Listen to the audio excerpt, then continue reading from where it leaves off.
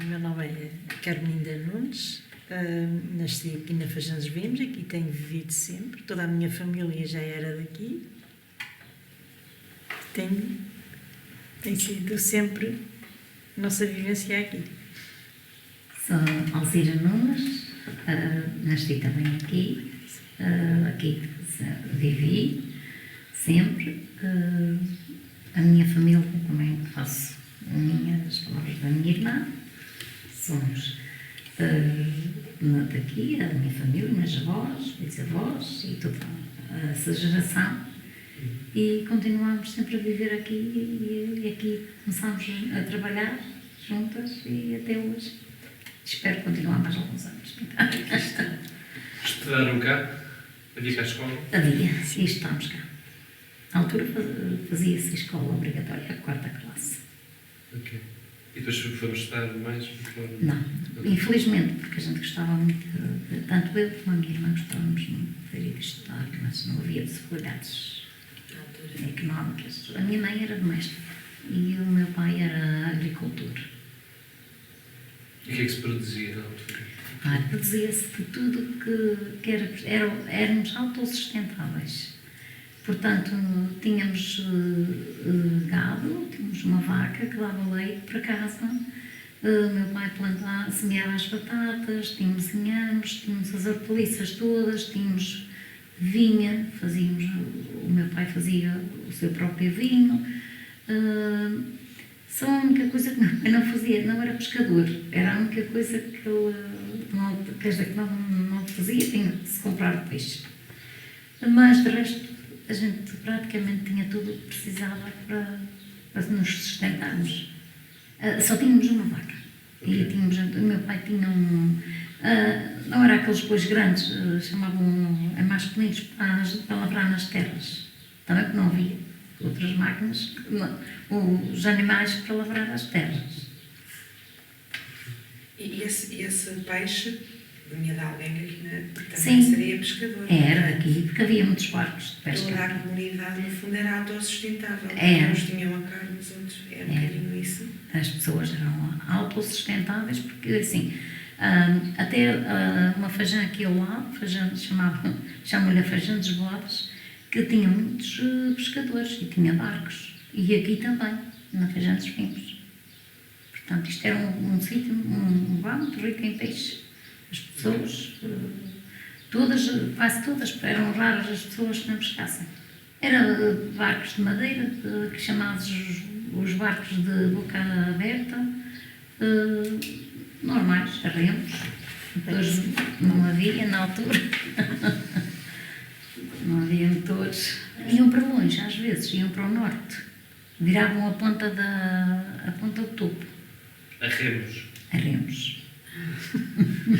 E também os transportes que se faziam daqui para a Calheta, para as Velas e Urselina, eram todos feitos, não havia um barco que fazia o serviço. Tínhamos um pontãozinho, um quais, eu chamo-lhe um quais, mas um pontãozinho pequenino, e onde o barco saía dali, transportavam cereais, levavam coisas daqui e traziam para cá, para aqui os cereais, as coisas de mexilharia, porque havia mexilharia aqui, e também pessoas que precisavam de ir às Velas ou à Calheta, era tudo por barco. Escolhiam um dia que o mar estivesse manso e saía daqui. Não havia ligação para o caminho. Não havia caminho na altura para aqui. Depois é que começaram a fazer o caminho e houve um senhor que comprou uma carrinha de caixa aberta. E esse senhor é que se interessou muito para chegar o caminho aqui à Fajã dos Vimos, que era feito por aquele lado da Fajã. Agora nós chamamos-lhe o caminho velho. Muito estreitinho, e o carro passava com rodas por cima das paredes. E a população daqui ia abrindo o caminho e ele ia chegando sempre o quarto mais abaixo. E isso foi um dia, quando o quarto chegou aqui à Fajã dos Vimos, isso foi um dia histórico, porque vir aqui um quarto foi uma coisa muito vista. Lembra-se em que ano é que isso foi? Isso deve ter sido em 1956, porque o meu marido ainda conheceu isso, essa parte. Porque também ia, era pequenino, mas ia com os irmãos mais velhos, também assistia à vinda do quadro, que ia começando a descer à medida que o trabalho se ia fazendo no caminho. E isso trouxe mais pessoas para as fazendas? Ou as pessoas que estavam cá sempre foram as que ficaram? Foi sempre as que ficaram, porque havia muitas casas, muitas famílias numerosas aqui. Era raras as pessoas que não tivessem 10, 12, 14 filhos. Todos tinham fui só eu e a minha irmã. Os nossos pais só nos tiveram as duas. A gente já era uma extensão aqui na Fazenda dos Vinhos, porque éramos só duas filhas. E essas pessoas, essas famílias numerosas, essas pessoas da idade da Alzira e da Carminda, onde estão cá também? Emigraram para os Estados Unidos, Canadá, a maioria deles. Houve uma imigração muito grande nos anos 60, e quando foi dos sismos de 64, houve uma altura que emigrou muitas pessoas, depois 70 e tais também, houve muita imigração. 80 não foi tanto, mas sempre emigrou algumas pessoas de cá. A casa aqui eram umas casas, eram casas muito boas, algumas, as cozinhas eram sempre, porque a casa era em L, era feita em L, à frente da casa e depois tinha um L. Praticamente as cozinhas, como não tinha o resto de chão, a parte da frente tinha o resto de chão, mas a parte da cozinha não tinha, era terra batida. A cozinha era feita de terra batida? Era terra batida. Uma zona mais alta, talvez? Não era muito mais alta. Às vezes desciam só assim uma escadinha da frente da casa para baixo para a cozinha. Eu, por mim, a casa dos meus pais, eu conhecia sempre a cozinha ser com cimento. Nunca conhecia a nossa casa com terra. Mas em casa dos meus sogros, depois quando os filhos cresceram mais, eles iam buscar, era barro para colocar na cozinha, depois era muito bem batido, e era isso assim, mas havia muita pobreza. As casas não tinham casa de banho, tinham um forno de cozer o pão, casas numerosas que coziam a 2 e 3 vezes por semana, porque a base do acompanhamento das comidas todas era o pão, portanto eles também tinham o forno de lenha e muitos deles eram em casa, mesmo na própria cozinha. Quer dizer, não é que agora e depois também mais algumas obras que foram fazendo, os fornos era na rua, portanto na rua, mas dava para casa, mas não era o forno todo completo em casa. Quais eram os cereais? Era milho e trigo, os latas de Santo Amaro, Rosais, eram lugares muito férteis nesses cereais, e ia-se buscar, e até havia trocas de cereais por vinho, porque eram lugares que não produziam o vinho, e eu lembro do meu pai trocar vinho por milho. Mas já vinha moído? Ou... Não, vinha ainda na maçaroca, depois era aqui é que era descascado, era seco no forno, era depois colocado ao sol para ficar bem seco e ficar branquinho, que a minha mãe dizia que o milho que não fosse ao sol não ficava bom. E ao sol, depois era fechado umas caixas de madeira, e dali que se ia tirando e se ia para os moinhos de água para, quando chovia, tinha que estar sempre atentos para, e à vez, levarem o milho para fazer a farinha para cozer no pão. Quantos moinhos é que haviam cá? Havia bastantes moinhos. Que eu conhecesse, eram 3, aqui para cima, eram ali também, aqui ao pé da igreja, e era na outra feijante lá, tinha também 3 ou 4 moinhos. Okay. E corriam com as ribeiras? Sim, quando vinha a ribeira, quando chovia, que as ribeiras corriam, eram privados. As pessoas, o pagamento o que se pagava para moerem, chamava-se uma maquia de milho. E quando o meu marido fala que iam moer às vezes para a ribeira seca, com saquinhos, iam com sacos de milho moer para a mãe cozer o pão ainda naquele dia. E o meu marido diz que se lembra que devia ter uns 4 anos e a mãe tinha-lhe feito um saquinho de retalhos, chamava-se o dispensal. Ele diz que era um saquinho pequenino e lá ia com um dos irmãos mais adultos a levar o milho para moer. E também lá ele levava o seu saquinho. Às vezes acho que a meio do caminho já o irmão tinha que pegar no saco, já era pesado para ele. Eles iam a pé.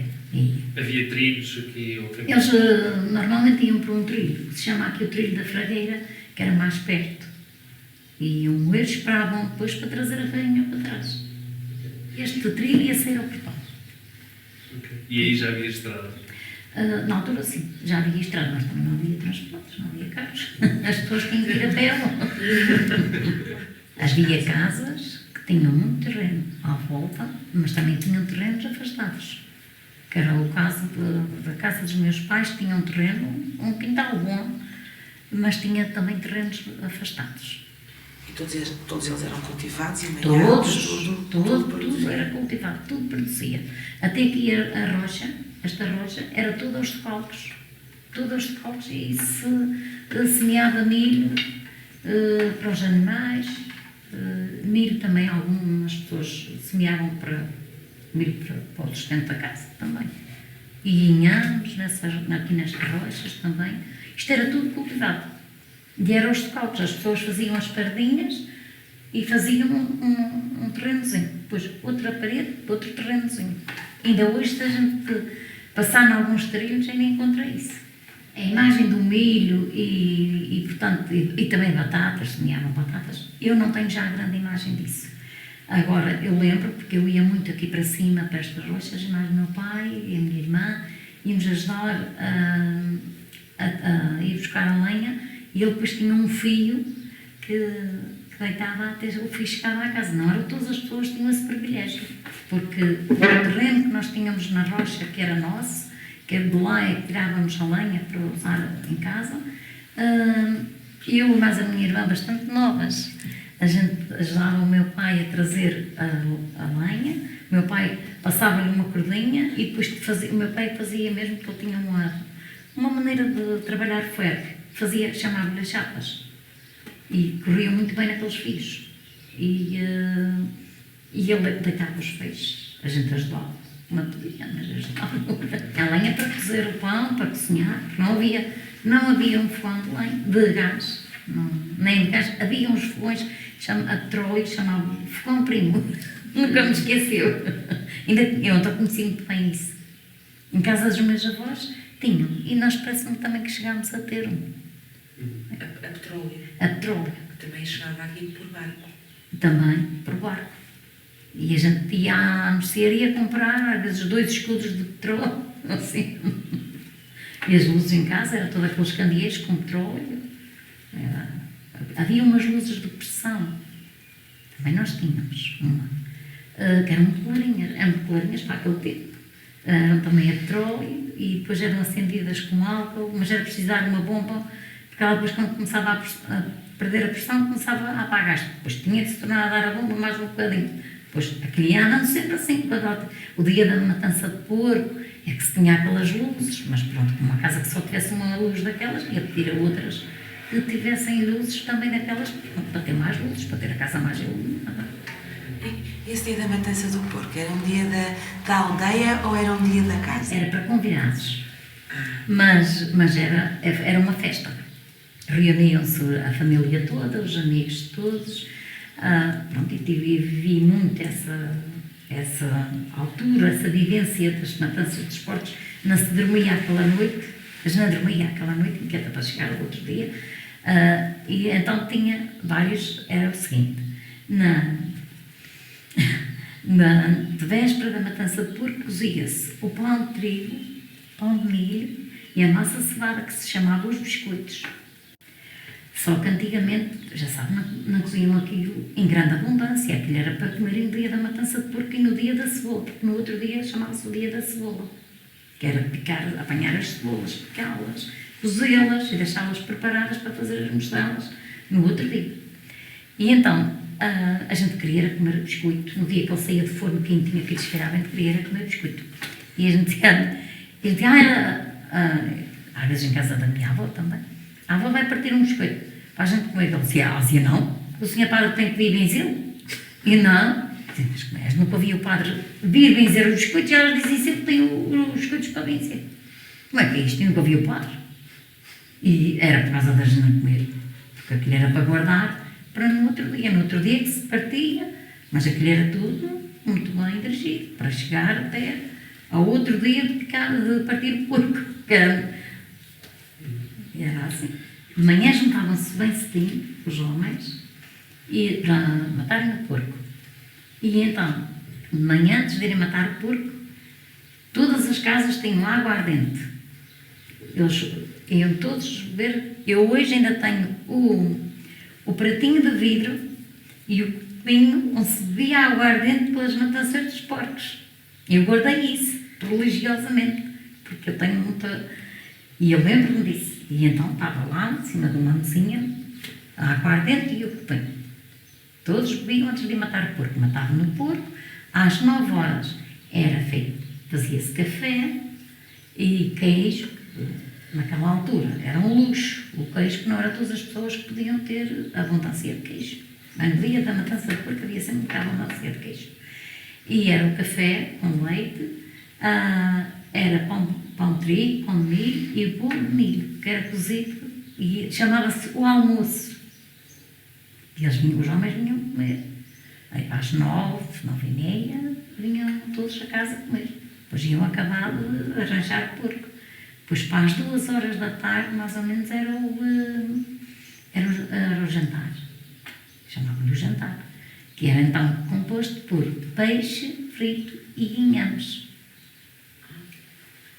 O peixe frito com molho, com acebolado. Era tradicional o jantar da matança ser inhames e o peixe. Depois a gente ia para as ribeiras lavar as tripas, que se utilizava as tripas. Depois era feita as mostelas. E depois, à altura, depois iam cozê-las e começava-se a fazer a ceia.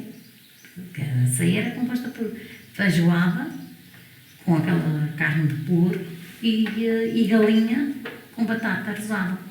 Era. E essa carne de porco que usavam nessa feijoada já era a carne de porco? Já. Não? Tiravam. E que partes? Que partes eram? Era mais a parte do pescoço. E o coração, a língua, aquela chamava-lhe a frescura. As pessoas. Era frescuras, era feita a feijoada assim. E depois então tinha, depois da ceia, havia pessoas que eram convidadas só a passear. E outras eram convidadas só para ver o porco. Porque cada qual queria ter um porco mais bonito, mais gordo e com mais altura de banha. Até as pessoas mediam. Este porco é um porco que tem muita banha. Aquilo, quando tinha uma altura, um porco lindo, um porco grande, porque eles não queriam carne, queriam a banha. E depois as pessoas iam ver o porco, eles brindavam-nos e depois fazia-se o baile com violas. Mas também havia a tradição de irem mascarados. Também, eu tinha-me esquecido dessa parte. Os mascarados na matança de porco. Parecia pessoas vestidas, com máscaras na cara, tezinas, na altura era de papelão, não havia outra coisa. Eu ainda cheguei aí também. Isto perdeu-se não há muitos anos, porque eu já estava casada e eu ia mascarada. E então iam os mascarados, depois iam para à parte as pessoas da casa, queriam brindá-los, mas eles não se estavam a conhecer às pessoas, as pessoas todas estavam lá. Eles então iam para um quarto, fechados, e lá tiravam as máscaras aos donos da casa e eles brindavam-nos. Só que a gente éramos muito curiosas, a gente e outros. E algumas, como a gente éramos mais pequeninas, os adultos pegavam-nos ao colo e metiam-nos lá para cima. E depois havia casas, as casas não tinham assim o tabique, como se costuma dizer, todas as casas eram todas assim. Mas depois, os frontais que dividiam os quartos da casa, que eram em madeira, não chegavam assim. E então eles metiam-nos para cima e a gente via. E a gente, olha, vinha para trás e dizia, é este, é aquela, é aquilo, é este, é aquilo. Então, esses mascarados eram só uma brincadeira? Era uma brincadeira. curiosidade, para ver o que se passava, ou para não serem identificados, ou... Era aquele suspense. E depois a gente começava a dizer, aquela parece-me ser esta ou aquela. E às vezes nem sequer era uma mulher, era um homem, vestido de mulher ou assim. Eu, a última vez que fui mascarada, foi muito... Aquela ficou mesmo na memória para o resto da nossa vida. A gente juntou-se uma malta grande. E nesse dia o meu vestido de noiva saiu.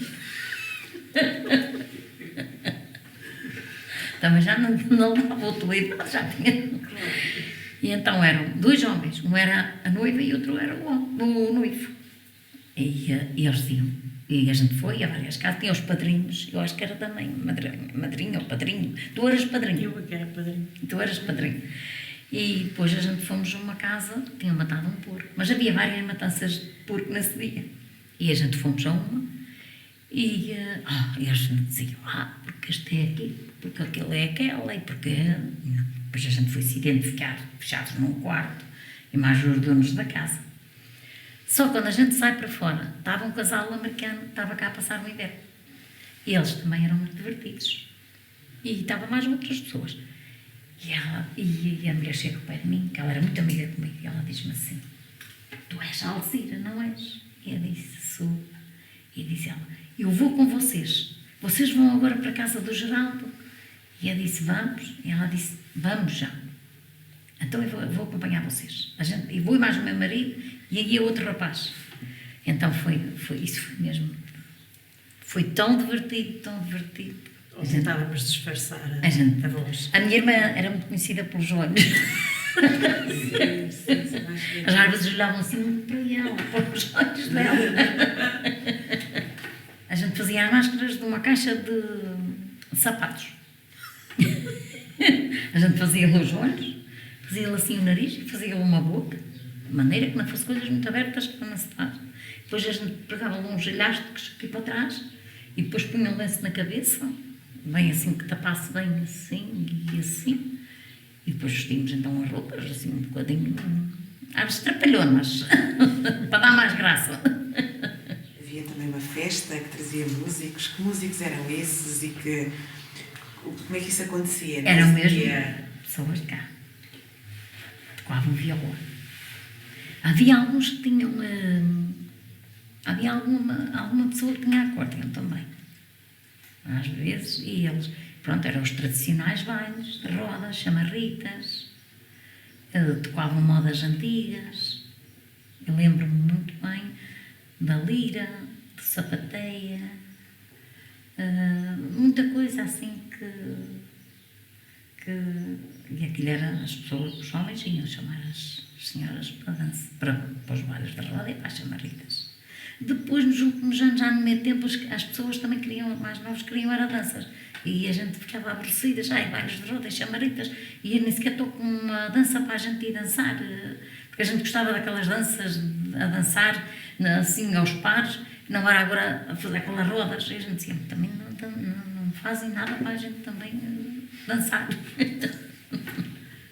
Mas isso acontecia no dia da matança? Sim, no dia da matança. E que outros dias acontecia também? Depois tem aqui esta sociedade aqui e quase todos os fins de semana se fazia bailes aqui. Todos os fins de semana. Todos. Comunidade animada. Depois tinha muita rapariga aqui, pequenas novas. Olha, foi um dos sítios onde se fez mais casamentos ali. Casamentos. Neste caso, namoros. Vinham de outras freguesias para aqui, namoravam raparigas. E depois vinham a casar. Até antes da pandemia ainda se mantinha algumas destas tradições. Porque fazia-se ali bailes, aqui nesta sociedade, porque nós somos da direção daquela sociedade. Era um grupo de senhoras que eram da direção e a gente fazia os bailes de violas, bailes com conjunto, fazia-se festas. Fazia-se ainda muita coisa, mas eu acho que isto da pandemia veio um bocadinho. As pessoas como é que ficaram desmotivadas.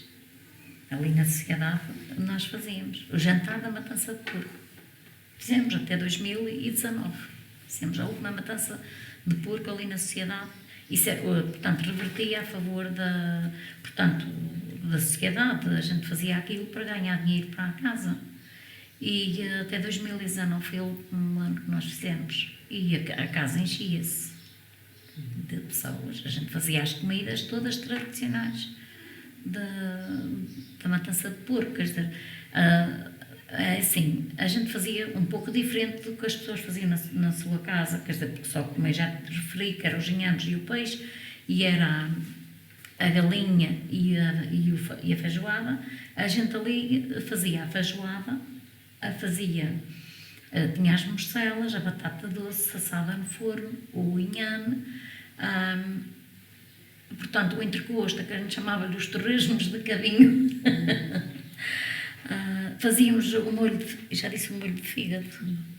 O molho de fígado, sarabulho também, que também era uma coisa muito tradicional, que se fazia, fazíamos aquele tipo de comidas e depois a casa enchia-se de pessoal. A gente, aqui há uns anos atrás, de 2011 até 2019, damos muita vida aqui à Feijoada.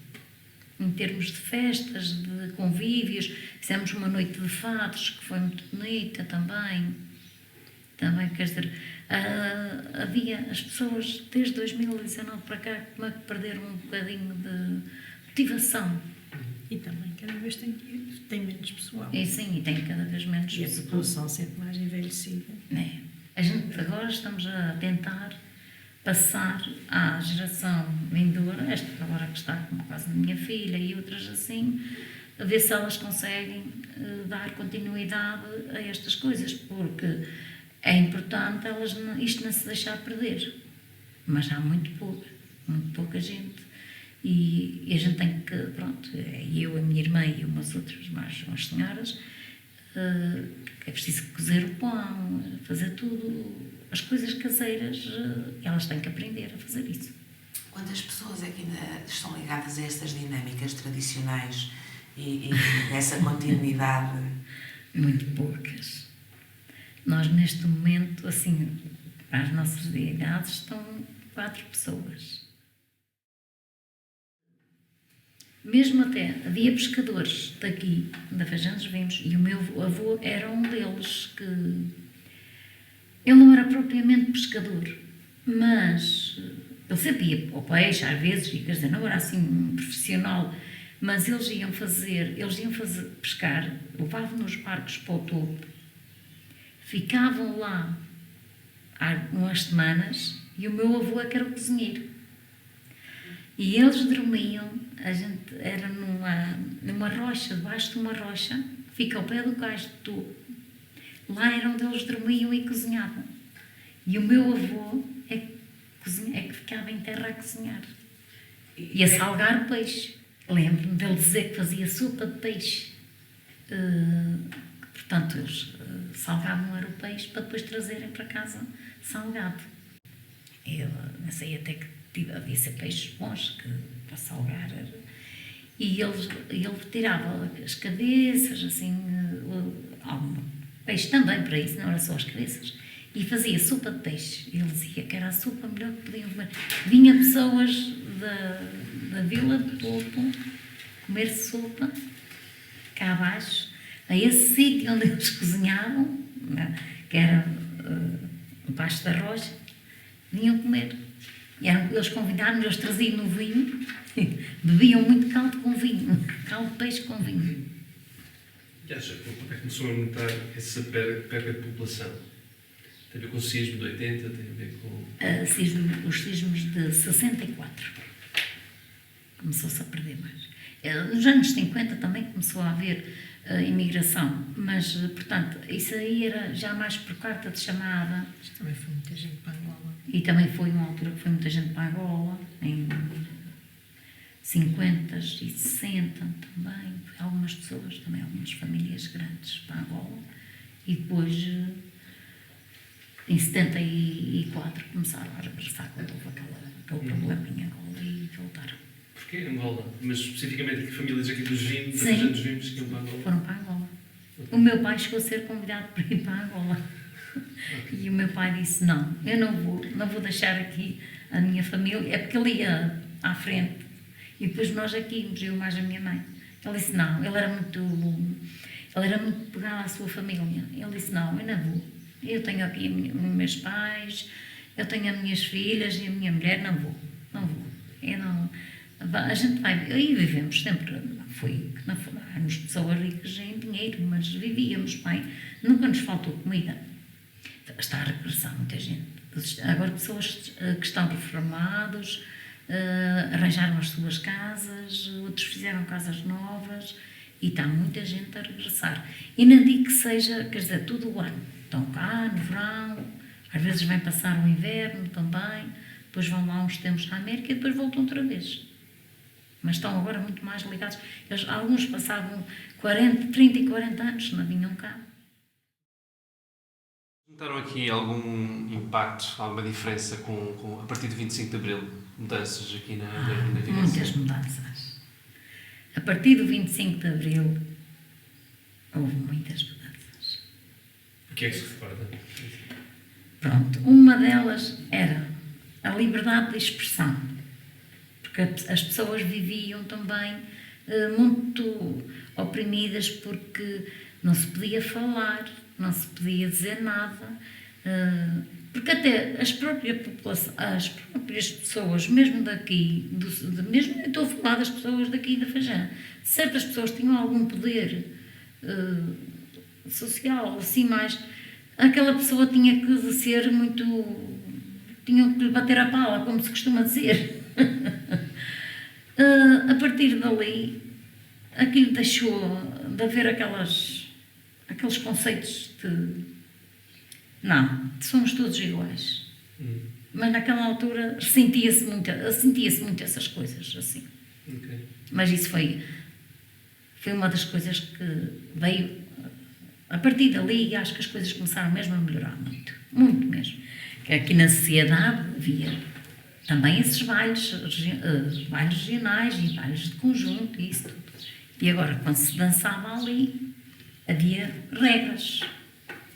Um cavalheiro ia chamar uma moça para uma dança, mas ele tinha que usar de todas as delicadezas e tinha que lhe fazer uma vénia, tinha que a puxar pela mão para ir dançar. E tinha também uma regra, não podia ser muito chegado para ela.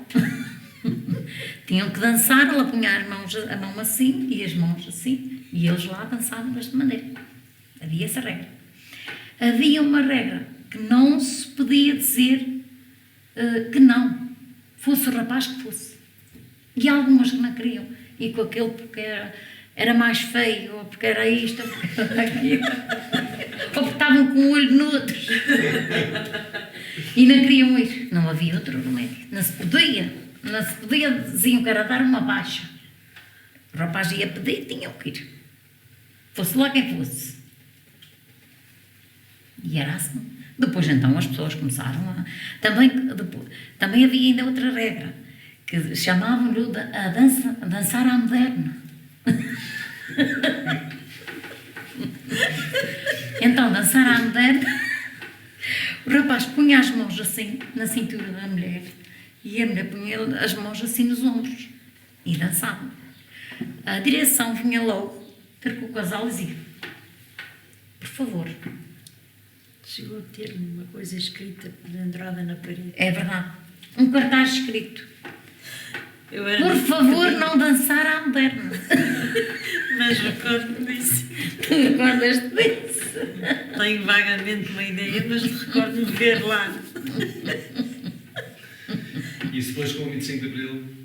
Isso então começou essas coisas, depois acabou.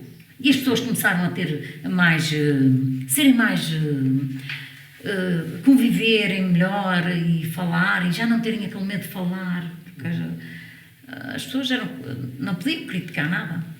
E não estou a dizer, não estou a falar mesmo do governo, estou a dizer com aquelas pessoas que eram mais... Uma comparação. Uma Por comparação. Exemplo, o parque do lugar padre. É. A gente devia-lhe uma obediência que ele dizia Era o que se fazia, aquilo era preciso ali. E não se podia responder ao padre. ao padre, que tinha que ser ali. Aliás, o padre era mesmo uma pessoa Muito importante. muito importante. Uma pessoa que até... Olha, vou falar claramente. Era a pessoa mais importante da Fagem dos Vinhos. E depois aqueles que eram mais pobrezinhos eram mais postos de parte. Só se ligava àquelas pessoas que eram mais ricas. Aquelas pessoas que... As pessoas... Vou dar um exemplo, por exemplo. Pelas festas do Espírito Santo, quando se fazia os cortejos, quando iam a casa buscar as coroas, as meninas ricas da Fagem dos Vinhos é que levavam no prato da coroa e é que iam coroar. Porque tinham vestidos brancos. Aquelas pessoas que não podiam ter os vestidos brancos não iam coroar. Nem levavam no prato da coroa. Era só as meninas mais ricas do lugar. Eu estou lembrada uma vez de uma coroação que eu fui. É assim, nós também não podíamos andar assim, bem vestidas como essas meninas ricas, que é assim mesmo. Eu lembro-me que eu levava lá a coroação, era sempre um vestido, um rosa, bem vinho. Era uma cor escura, porque a gente tinha aqui todas era de branco ou de cores clarinhas. E eu levava um vestido rosa. E estou lembrada numa coroação que eu fui, eu e a minha irmã e outras, e estava uma menina rica daqui, e elas deram-lhe o prato da coroa para ela levar. E a menina diz assim: ai, mas porquê que não me disseram antes que eu era para eu levar o prato da coroa? Porque eu hoje não vim de luvas. Estava de branco, mas não tinha levado, não levava as luvas. As festas de Espírito Santo cá, portanto, no meu tempo, quando éramos novinhas, elas não eram assim muito... Havia, portanto, os gastos, que chamavam-lhe os gastos, que era... Havia, portanto, de 7 em 7 anos, uma família dava uma festa de Espírito Santo. Portanto, dava pão e carne a todas as casas da Fagem dos Vinhos e dava as sopas no domingo do Espírito Santo e na Trindade. Cada domingo tinha um mordomo novo. A nível da Casa do Espírito Santo, era assim, todas as casas faziam os seus bolos de véspera, uns bolos baixinhos, é uma massa dura, cevada. Cevada, eu digo cevada é porque ela tem que ficar muito fina. E são redondos, com chavões alusivos à coroa do Espírito Santo, e cada casa dava uns tantos bolos, e depois havia a festa. Portanto, havia a missa, ao meio-dia, iam buscar a coroa à casa dos mordomos, havia cortejo, normalmente eram os homens, só que aqui nesse dia não havia crianças, as crianças não iam, era sempre os homens, e faziam a coroação, depois vinham comer as sopas para a casa das pessoas. Nessa altura as pessoas comiam nas suas próprias casas. E depois vinham então, da parte da tarde, distribuíam o doce branco, porque essa mordomia dava uns pratos de doce branco, que era composto por resquila branca, com a calda branca, uma cavaca e uma pombinha, e uma espécie e pão de ló. Era composto de prato de doce antigamente. Antigamente, ainda hoje se faz isso, o mesmo. Aquela pessoa que dá esse tipo de festas, ainda hoje faz esse prato de doce. Ofereciam a cada casa um prato de doce a cada casa da Fagem. E tinha os cavaleiros, chama-se os cavaleiros, que ainda hoje se mantém, que eram sempre muito bem vestidos, de fato, de gravata, com umas toalhas por cima dos ombros, com os laços, portanto, e depois o cavaleiro é que levava a bandeira, e os outros tinham uma varinha com uma flor, e esses é que eram os ajudantes. E depois da parte da tarde iam distribuir o doce. As pessoas iam entregando os pratos de doce a eles, os cavaleiros iam ao Império do Espírito Santo e faziam uma vénia à coroa que estava lá, e depois iam repartir o doce pelas pessoas.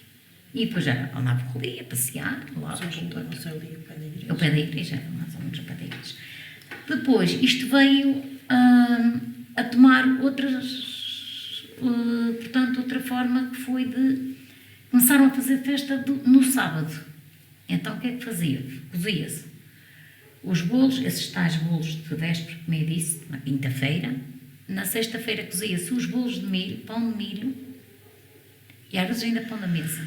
E no sábado fazia-se um cortejo com o pão de milho, com o bolo, queijo e com peixe. Eram centenas de quilos de peixe. Peixe frito com um molho tradicional de cá, que era um molho cru. E depois as pessoas davam essas, portanto, ali à tarde, depois do cortejo. Ultimamente, então, começou-se a fazer, foi diferente. As pessoas andavam com cestos a distribuir, pessoa a pessoa, mas depois colocava-se uma mesa comprida e as coisas em cima da mesa, e as pessoas é que se iam servir. A gente tinha pratos, tinha garfos, tinha tudo, quer dizer, era mais, de uma certa forma, era mais higiênico, era outra maneira, mais simples, até menos trabalho. E foi o que se manteve sempre até agora, até 2019. Foi a última vez que se vê, depois entrou a pandemia e deixou-se de fazer isso. Este ano está a retomar as coisas, mas nós, porque aqui, o caso da Feijão dos Vinhos é o seguinte, nós temos, isto chama-se os partidos. Aqui da Ribeira para aqui é um partido, chama-se Lado do Rio e o outro do lado do Porto. E, portanto, a gente é portanto, um domingo é um e outro domingo é o outro. E a gente agora este ano ainda estamos sem saber se vamos fazer, se não vamos, como é que vai ser. Vamos fazer os bolos na mesma, porque a gente, na altura da pandemia, sempre fizemos os bolos e demos doce branco e demos queijo, mas quer dizer, íamos levar para as casas, nunca fizemos festa ali. Este ano estamos assim, vamos ver se a gente vai fazer, se não, depois também não temos muita gente a trabalhar, mas vamos ver o que é que se pode fazer. Aquilo é como uma herança, aquilo vem dos bisavós. E aquilo foi passando família a família, família a família, até chegar aos filhos, e agora já está para chegar aos netos. Essa tradição. Nem todas as pessoas conseguiram, porque isso é uma festa muito dispendiosa. Porque nós temos na nossa família umas pessoas que estão na América e que eles fazem essa festa de 7 em 7 anos. Fizeram em 2018 e vão fazer agora em 2025. Mas isso é uma festa para cima de 15 mil euros. Pagos pela mesma pessoa. Mas então acaba por ter cá, eu julgo que o Espírito Santo todo, mas cá com esse tipo de forma, uma função muito social, não é? Sim. Distribuir carne. Distribui muita carne, porque eles matam muitas vacas, dão pão, depois fazem as sopas, convidam muitas pessoas da ilha. Depois agora tem a sociedade, aliás, a sociedade não é uma coisa recente, já foi construída em fins de 60 e tais e 70, quer dizer, porque eu concluí em 1970. E portanto, agora os jantares vão ser ali, mas isso é muita gente. Isso é da nossa, que eu estou-me a referir, da minha família, e há outras famílias também que vêm fazer isso. Só da nossa família chega a vir a 100 e tal pessoas só da família. Aquilo é noras, é genros, é netos, é bisnetos. Mesmo antigamente havia esse lado social do Espírito Santo. Havia. Hoje foi-se perdendo mais. Porque há pessoas que não têm condições financeiras para fazer isso. Até houve pessoas, há anos, pessoas abastadas, que deixaram a pessoas de cá uma herança de pastos, por exemplo, que é para o gado, e eles arrendam, esses pastos estão à renda, e o dinheiro que renda para fazer essa festa de 7 em 7 anos. Isso, pessoas que já morreram há muitos anos, há mais de 100 anos até, e hoje em dia ainda tem aqui pessoas que estão a fazer isso, mas já passaram para filhos, e agora já estão a passar para netos. E agora não se sabe ainda se vão passar para os netos. Este projeto começou há 47 anos. Eu e a minha irmã, quando saímos da escola, eu sou a mais velha, e quando saí da escola, eu comecei a aprender a tecer. Mas depois havia uma senhora que ensinava aqui, ensinou muitas raparigas, mas isto era a vez, tinha que se entrar, era a vez, para aprender. Ia-se para o meio dos teares e aí ensinava. Só que depois uma foi para a América e eu não tinha quem me ensinasse e tive ali um espaço de tempo que não... Eu comecei com 13 anos a aprender e depois tive ali um espaço, com 16 anos é que comecei. E a minha irmã com 13. Então já começámos a trabalhar as duas. Aprendemos e depois começámos a trabalhar por conta própria um ano depois. Eu tinha 17 anos, a minha irmã 14. A senhora tinha ido para a América e deixou-nos o seu tiar para a gente trabalhar. A gente, assim, mas éramos sempre muito positivas e a gente foi começando, pouco e pouco. E fomos andando e fomos andando. E tivemos uma pessoa amiga que nos comprou uma carpete. Aquilo foi o começo. Porque daí é que veio o dinheiro para comprar as lãs, comprar algodões, comprar tudo. Aí começámos sem ver nada a ninguém. Começámos. Depois eu casei-me em 78 e o meu marido fez aquele teatro, o primeiro teatro. Aquele que está ali ao fundo.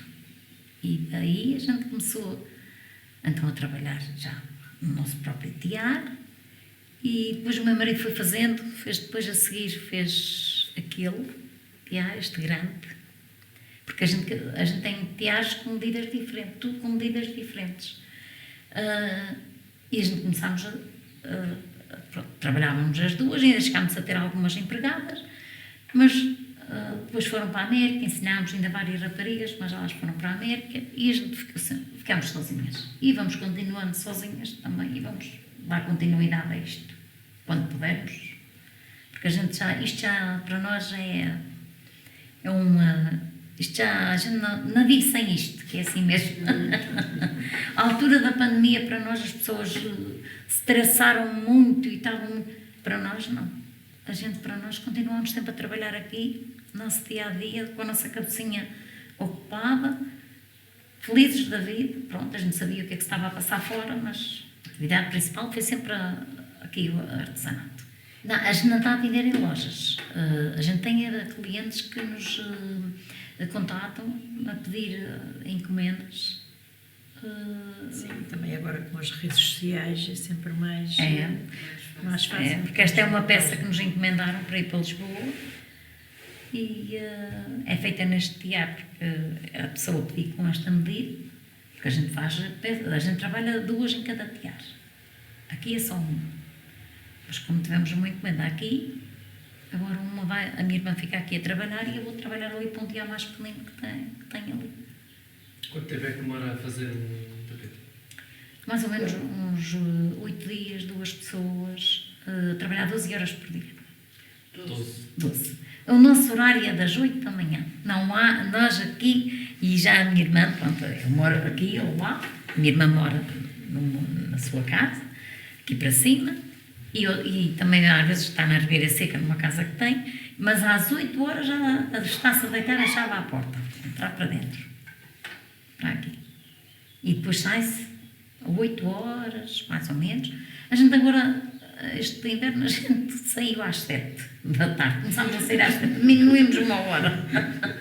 Mas não deixa de, quando não há um trabalho com pressa, fazer as 12 horas. Sim, ou mais, se necessário. Somos muito felizes neste tipo de trabalho. Porque a gente consegue conciliar a vida doméstica com o artesanato. E ainda temos outra, portanto, agora quando chega a esta altura, que também é muito gratificante para nós e que nós gostamos imenso, é a apanha de café. Então aí já se trabalha menos horas aqui. Enquanto se apanha café, trabalha-se menos horas. Mas normal é, quando se chega, vai-se para as plantas às 7h30, às vezes às 7 da manhã, apanhar café até às 10. Depois vem-se para casa e vem aqui para os teares. Depois à tardinha, quando está assim mais sombrinha, das 7 por diante até às 9 da noite, vamos apanhar café. Ainda não estamos forte do café, quer dizer, o meu marido tem estado a apanhar, é que tem estado sozinho, porque o café não amadurece tudo de uma vez. Então, mas também gostamos muito, aquela parte da manhã e da tarde, a apanhar café, os pássaros a chorrear, é muito divertido.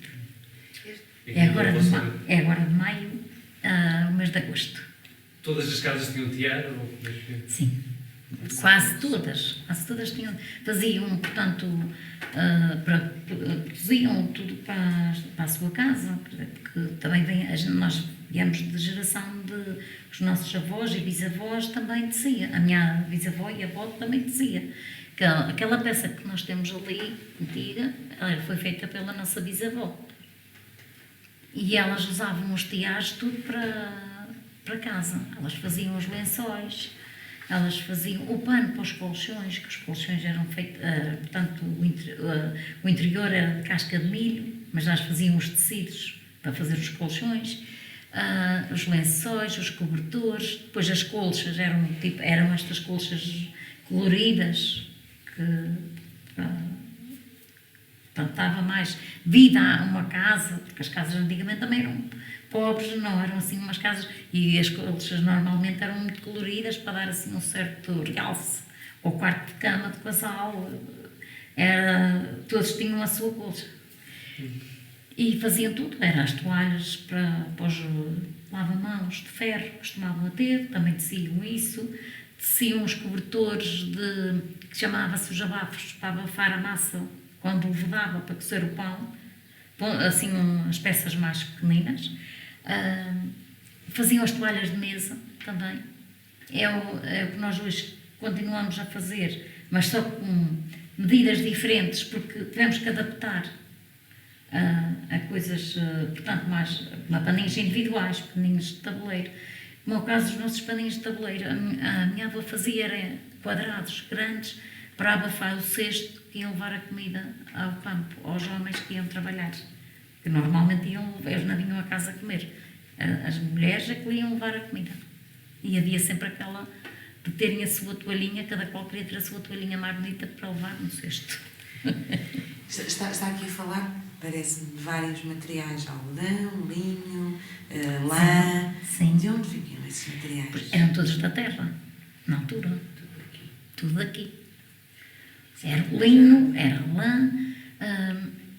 Quando eu aprendi, e mais a minha irmã de ser, já há anos atrás, estavam a usar o algodão. Mas compravam então um algodão às mercearias, que eles mandavam vir de fora, porque aqui não produziam algodão. Mandavam vir de fora. E as pessoas já trabalhavam com algodão. Mas no tempo dos meus avós, da minha avó, da minha bisavó, já era lã e linho. Era lã e linho. Ainda se lembra de cultivarem o linho e trabalhar? Eu não me lembro, mas a minha mãe cultivava o linho. Contava-me aquilo tudo que era preciso fazer, que era... ainda tenho uma tia que às vezes ainda semeia linho, só por um hobby. E lá havia aqui rebanhos? Sim, havia. Todas as pessoas tinham ovelhas. Mesmo até com o gado, que era o caso dos meus avós, tinham um gado e com o gado tinham as ovelhas. E os tiares, quem é que fazia? Havia um carpinteiro de... Era tudo de casa. Neste caso, o meu bisavô que fez o tiar. A minha avó teceu o meu. Depois, o meu pai também fazia tiares. E depois passou a saber ao meu marido. Este tiar é o seguinte, este tiar foi feito há uns 20 anos, talvez. Mais ou menos. Sim, mais ou menos. Porque nós tínhamos aqui um muito antigo, muito velhinho. E a gente dava uma pancada e partia uma peça. Lá vinha o meu marido pregar uns pregos. E depois estava de tal maneira que não se conseguia trabalhar. E então comprou-se a madeira e ele fez um tiar com o mesmo modelo do outro. Mas também os pentes que nós usamos é pentes de cana, de bambu. O meu marido é que fez os pentes. Isto está aqui. E portanto, usavam, os pentes eram todos feitos. O meu pai é que sabia fazer muito bem isto. Mas qual era a madeira que usavam antigamente? A madeira usavam de tudo que aparecia. Foi o caso daquele tiar. Era o incenso, era a faia, era tudo, era a cássia, era tudo o que aparecia. Aqueles paus ali de cima são ainda de incenseiro, cá nessas rochas. E ainda tem umas peças também de um telhar antigo, também, pronto, como foi o primeiro, também não havia muito dinheiro. Meu marido fez umas crescenças e olha, ele tem trabalhado até hoje há 47 anos, portanto ainda vai aguentar. Já não vai estar mais 47, a não ser que a minha filha é que vai ficar e a minha nora. Tem essa esperança?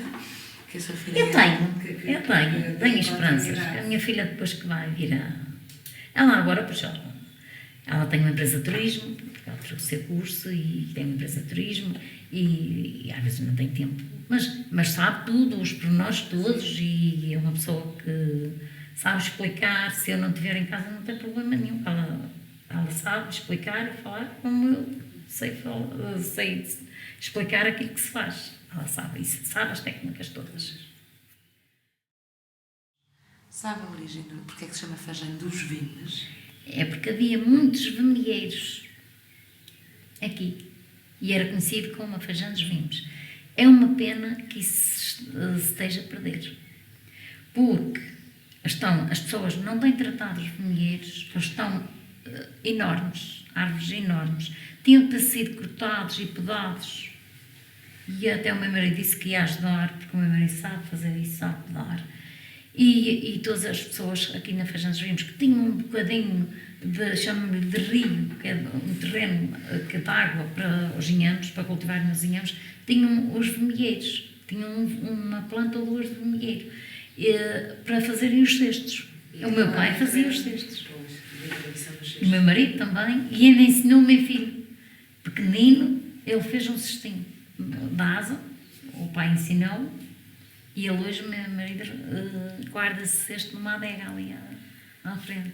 E hoje em dia já não há tanto essa tradição, não é? Como disse, os vimieiros já nem sequer são podados, portanto o vime já não é lançado. É uma pena. Mas havia agora, chegou agora cá uns rapazes que eles foram estudar também para fora e foram viver um foi viver para a Alemanha e outro para a França. Mas voltaram para aqui mesmo, para a Fajã.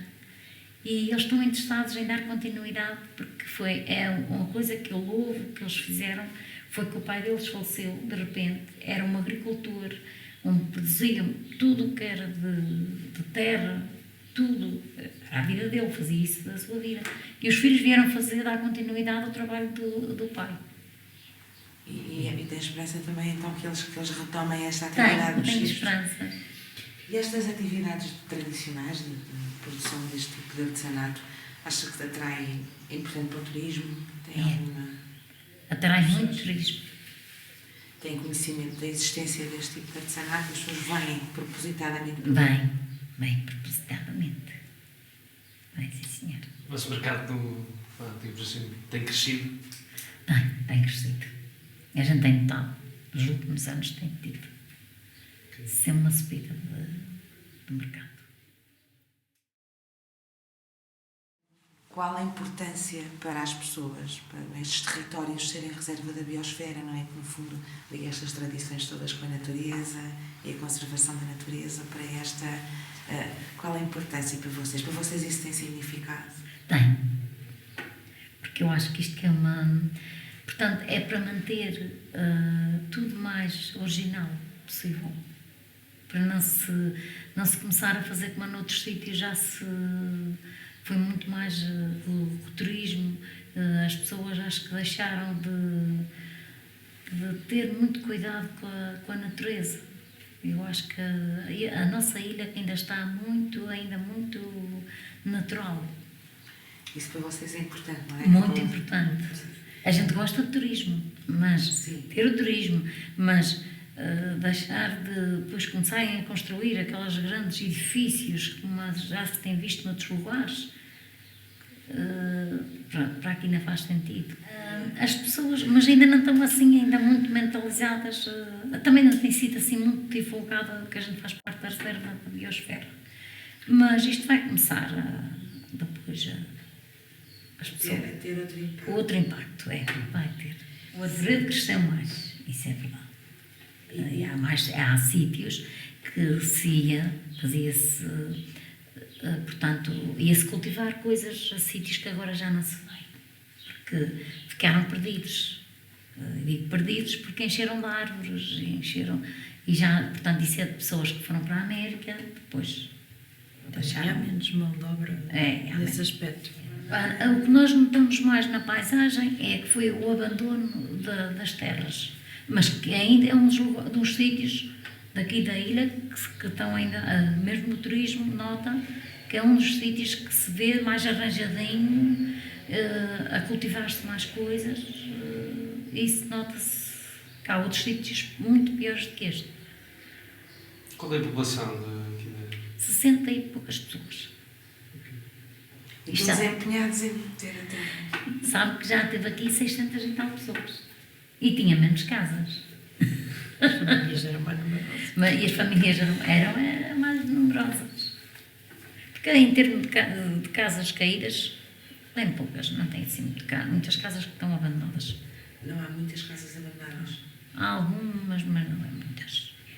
E há pessoas que estão na América e até todo o tempo podem arranjar essas casas. Tem havido mais recuperação de casas nos últimos anos? Tem havido muita mais recuperação. Por pessoas que voltaram ou, por exemplo, em investimento no tal alojamento local, ou as duas coisas? Pelas duas coisas. Alojamento local e também pelas pessoas que estavam na América e que fizeram questão de arranjar as suas casas. Okay. E à procura de, sei lá, estrangeiros ou pessoas de fora para vir para cá comprar casa? Há muita procura. Mas as pessoas não querem vender. Não? Não, uma parte delas não.